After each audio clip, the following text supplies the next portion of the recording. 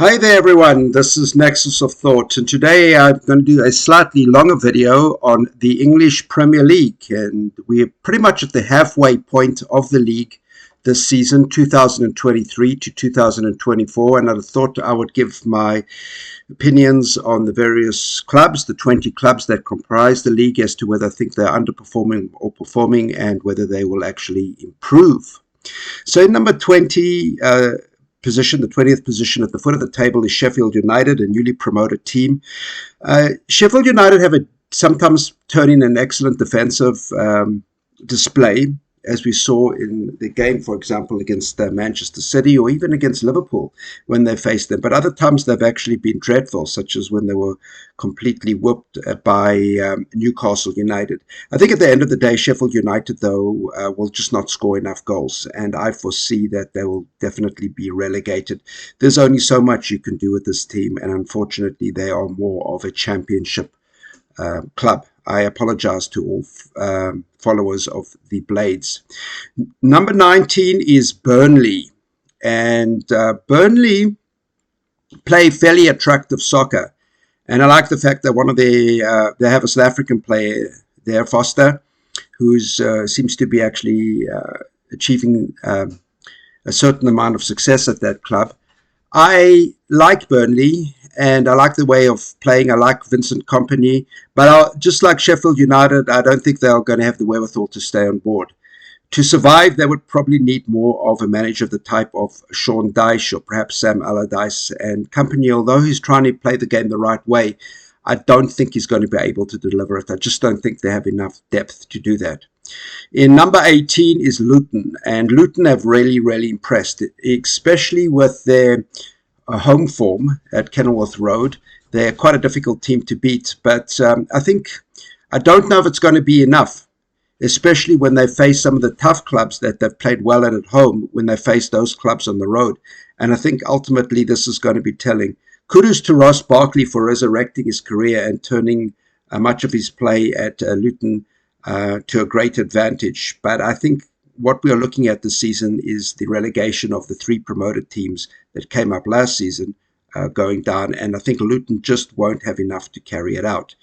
In number 17th position is Everton, and of course Everton, sitting with 16 points, having had 10 points deducted, are definitely, the league table doesn't show how strong they are. They have 8 wins. They haven't played particularly well in the last 2 games, where it looks as though they're showing a lot of tiredness after stringing together a series of wins following the suspension. I hope for their sake that the suspension is reversed, even though I am not an Everton fan and I am actually a Liverpool fan. But I think that was very harsh on them, considering the fact that Manchester City and Chelsea seem to be coasting by with much more egregious offences, or apparently more egregious offences. I think Dyche is the right manager for them, and I think they will improve. I can foresee that perhaps Everton could go up as high as 15th or 14th in the league. We'll have to see. Definitely 17th underplays how strong they actually are. In number 16 is Brentford, Brentford's pretty much where they should be. They are missing Ivan Toney and they're missing Raya, their goalie. But I think they've been playing at the level they should. Mbemba's a good player. They'll probably pick it up a little bit if Toney comes back, assuming he doesn't get picked up by Arsenal. And I think they can turn part of their season round, but I don't expect them to finish in the top half. Right now, they're 16th. They could, if they wanted to, maybe push it to 13th, possibly 12th. But 16th probably is where they should be, based on the season's achievements. Number 15 is Nottingham Forest. Now, Forest looked as though they were heading south for a while. They suffered some bad defeats. They got rid of Steve Cooper, who I think did an excellent job bringing them to the league in the first place, into the Premier League, and then ensuring that they survived their first season. They've got a new manager now, Nuno Espirito Santos, and they're playing pretty good soccer. They beat Newcastle, they beat Manchester United, and I expect Espirito Santos to actually continue with this, but I don't see them finishing in the top half of the league. They could probably get maybe 12th or 13th. All of this will depend on whether the new manager bounce wears off or not. So that's Nottingham Forest in 15. In number 14 is Crystal Palace. Crystal Palace just seems to be one of those teams that just makes up the number. You always expect them to somehow be facing a relegation battle or start hovering around that. But due to, I guess, crucial choices in managers, now they have Roy Hodgson there. They're likely going to be a 40 to 50 point team by the end of the season, which will place them at 14th, which is exactly where they are now. I expect that they possibly could be a bit lower, maybe 15th or 16th, because they don't have the attacking prowess of what a guy like Wilfred Zaha, for example, offered them last year. But they do have wily old Roy at the helm, and this will probably ensure their survival. I just see them as a team that helps make up the top 20, but I don't think they'll be a threat on any other facet. Number 13 is Fulham. Fulham go through streaks, and their victory against Arsenal today, the day I'm recording this video, they beat Arsenal 2-1, was very, very impressive. And they've shown that they can play with the big boys. But then again, they sometimes go out there and then they just bottle it. They lost to Burnley the other day, for example. Fulham's success is going to depend on how if they can get Raul Jimenez scoring goals, if they can keep working Iwobi. And the other key player there, of course, is Palhinha. If they lose him to Bayern Munich, I think they're going to be in deep trouble. So 13th for Fulham, yeah, that's about right. I think they're playing to the level that they should be. At number 12 is Bournemouth. I think Bournemouth's a bit higher than they deserve. Actually, they are where they deserve, but I think they're a bit higher than what their actual strength is. And that's because they are overachieving. But they do play really, really good soccer. When they are pushed to it. We saw this in their 3-0 victory over Manchester United.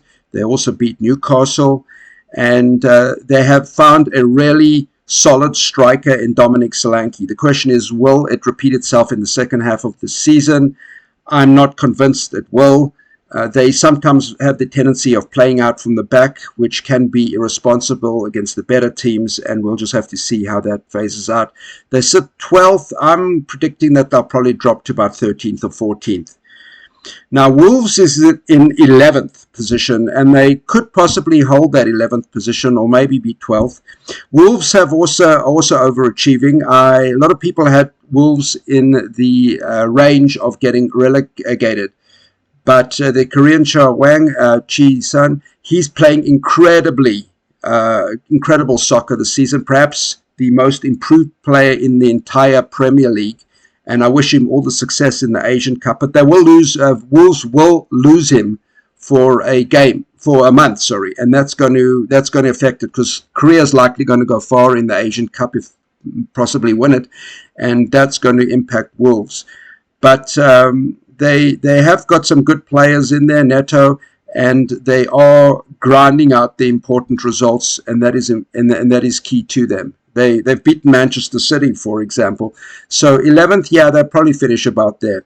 At number 10 is Chelsea. Number 10 is Chelsea. Right, number 10. And Chelsea, of course, are underachieving big time. They should be a top 6 team at the very, very least. But there doesn't seem to be chemistry in that team. Pochettino is going to find himself under a great deal of heat as the season progresses. He's got the players, but he has clearly not molded it into a unit. Even though they won their last 2 games against Crystal Palace and Luton, I just don't see them as being anything special. They might improve to 10th, possibly 8th, to 9th, possibly 8th, but we'll have to wait and see. The biggest advantage they've got is they don't have to worry about European football. And that's also the case now with Newcastle, who sit at 9th. The difference between Newcastle and Chelsea, though, is Newcastle intrinsically does have the team chemistry, but they don't have a healthy accomplishment or a healthy list of players.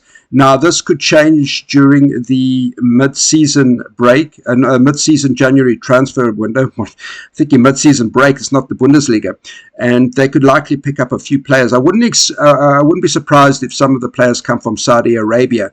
They definitely need to get some reinforcements in midfield, and they have to improve their defense. Their defense has actually been their Achilles heel this season. Last year, it was their strength. If it wasn't for the defense, they wouldn't have made it into the top 4. They're probably one of the best defensive teams last season. This season, they are pretty much mid-table as far as defensive issues are concerned. It doesn't help that Nick Pope, who's their goalie, is missing, and he's probably one of the top 3 goalies in the Premier League, in my opinion. Number 8 is Brighton. Now, I think Brighton's doing very, very well, but I don't know if they're going to actually be able to maintain that 8th position.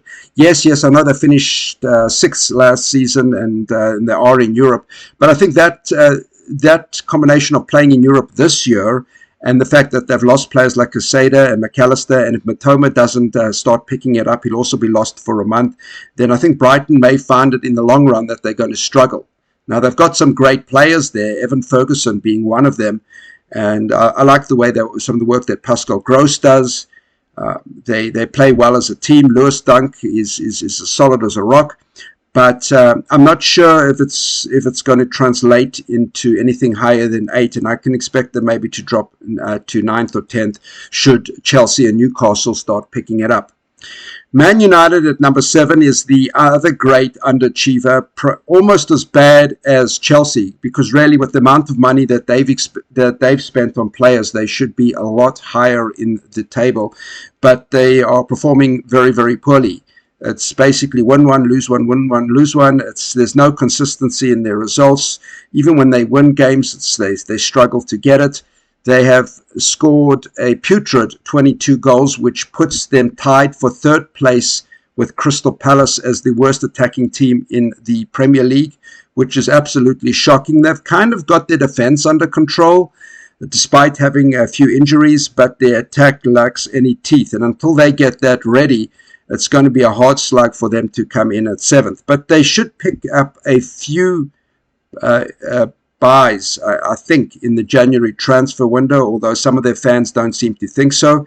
There's a great deal of turmoil at that club, and then, of course, there's the movements whether Ten Hag should be in or out. I think he should stay till the end of the season and try and work on fixing the team. But they are definitely underachieving. United should be at least 4th or 5th in the league, bearing in mind they were picked by many pundits to finish in the top 4. In number 6 in the league is West Ham. I think West Ham are playing a bit better than they are actually worth. They ground out a victory against Arsenal in a game they theoretically should have lost, but the points don't tell you the full story. But they've also beaten other teams. They've beaten Manchester United, for example, and they've scored some important wins. They're playing well in the Europa League. But I think just like Brighton, the combination of the Europa League and their fight in the Premier League is going to prove too much. And I'm not sure Moyes is the kind of guy who's going to be able to carry them into the top 6. I wouldn't be surprised whether they finish 7th or so and are forced into a Conference League situation again. I don't see them winning the Europa League, nor do I see Brighton doing that as well. In number 5 is Tottenham. Tottenham play very, very well, but they're losing Son for the remainder of the January window, and that's going to be a big loss because so much of the game centers around him. I suspect Tottenham will probably pick up 1 or 2 signings and if not loan players in the month of January to strengthen their squad. They also can await the return of James Maddison. They definitely play better when he's around. And Richarlison seems to be turning it on. So I wouldn't surprise me that if they could just hold the ground until the end of January, that they could challenge for possibly 4th. Possibly 4th. They could give Villa a legitimate challenge for that particular position. In 4th is Arsenal, and unfortunately for the Gunners, their last 2 games they just haven't been able to do the job. In fact, they didn't, and it's beginning to show. And it's also quite disturbing because, bearing in mind, they haven't really had the level of injuries that some of the other clubs have had. Like Man United has had a lot of injuries, and so has Newcastle, and Liverpool to some extent has as well, and so has Manchester City, but Arsenal haven't, and they're only 4th. So that begs the question is, once the injuries set in, will they be able to deal with it? So they're going to have to make a couple of changes in January. They definitely need a number 9 who can be consistent, because I'm not sure whether Nketiah and Jesus are the 2 players who are going to deliver. Their wing play is pretty, very solid. Martinelli's dropped off a bit from last season. Saka's playing fairly really well. Odegaard is Odegaard. Declan Rice has certainly stabilized it, but it's going to be interesting to see what happens in their play for the remainder of this season, whether the players will just be tired, because they're also facing down the Champions League, and that might be a drain on this particular Gunners squad. So that's Arsenal in fourth place right now. Number 3 is Manchester City. Don't poke the beast. City are crawling up the table. They haven't been that spectacular this year, even in many of their wins. But if there's one thing that Pep's teams know how to do, and that is to win matches.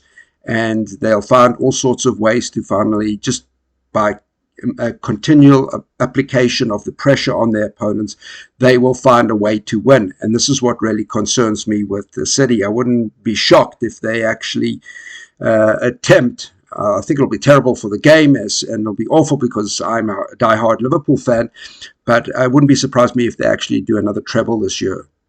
Because once City get going, they develop the kind of inertia which keeps them moving at a considerable pace. So I think they'll possibly win the league, or they'll possibly be challenging with Liverpool for the top position. Number 2 is Villa. Villa's gone through a really good purple patch for the first half of the season. I'm not sure whether they can carry this through for the rest of the season. And I think there will be injuries that will start playing with them. They're playing in the Conference League, which I actually fully expect them to win, based on the fact that they have Unai Emery as a manager, and he has a great record in Europe. Ollie Watkins is phenomenal. John McGinn is playing really well. They're getting a lot of help by Leon Bailey, and their defense is working as a solid unit. They have a goalkeeper who seems to know what he's doing, the World Cup winner Martinez. But I think when push comes to shove, I think they're going to be fighting for 4th, 5th, or 6th position. I actually don't think Villa will make the top 4. I think Spurs will probably sneak in there ahead of them. That's just my opinion. I could be wrong on this one. And then finally, number 1 position is Liverpool. Well, Liverpool's have played fairly well this season, although they have had a couple of unnecessary draws, particularly the draw against Brighton, against Luton. They should have got something out of the Man United game and the Arsenal game. But the same can be said of the other teams. Now, they're losing Mohamed Salah for a month. They're losing Endo for a month as well. The former going to the African Nations Cup, the latter to the Asian Nations Cup. So they're going to lose both of those players, and it'll be critical to see how they can cope without them. I expect Liverpool to actually delve into the transfer or the loan market to reinforce the situation with their left back, because both top choices at left back, that's Robertson and Tsimikas, are injured, and so they'll need some strength there, and they might need strength as well in the defensive midfield situation. So that's my opinion on how the EPL has gone this season. Let me know what you think about this video. Post your comments below and subscribe. Thank you very much. Bye.